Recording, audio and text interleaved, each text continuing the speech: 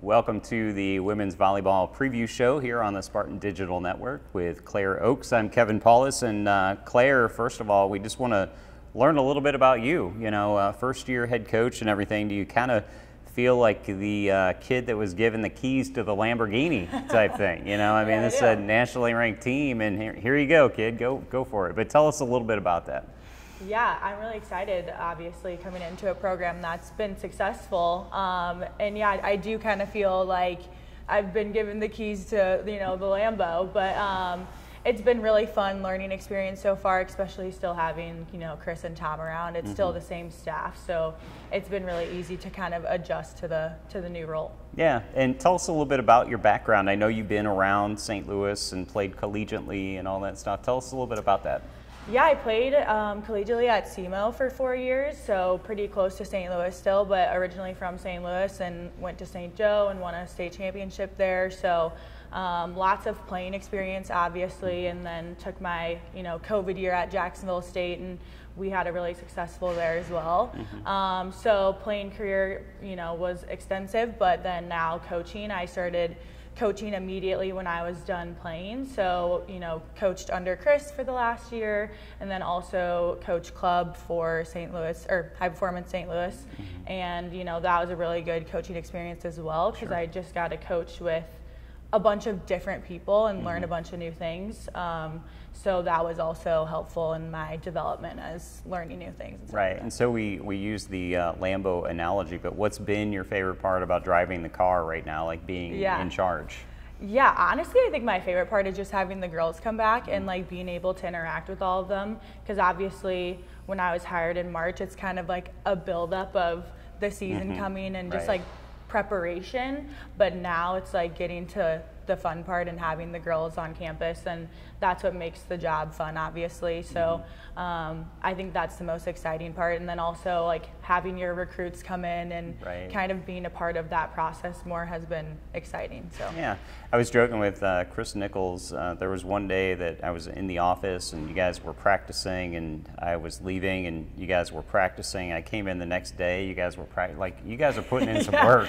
Yeah, we do. Yeah, 2 days for the first week or so, just so we can prepare. But it's a quick turnaround when the girls get on campus, so got to get them ready. Yeah. What have you found out about this team, in the first week or so of practice? Where are you guys at as far as, your, assessment of where the team is?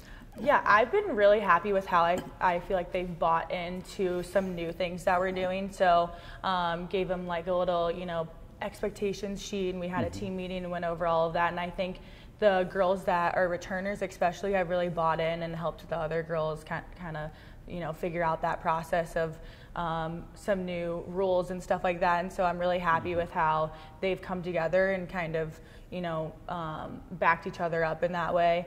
And then practice wise, I mean, the girls are getting after it, and I love how gritty they are in the gym, and I think that's my favorite part about us, and just learning more about the mental side too. So just making sure like we don't get frustrated in those moments, and we talk about that a lot in practice, and I think they're really starting to get the hang of that, which is really good to see early on. Yeah, so I was scrolling through the roster a little bit. You guys did your media day, and so the roster is up there. Great pictures, by the way, as always, of the women's volleyball team. But scrolling through, a lot of the international flavor on this team. A lot. Yeah.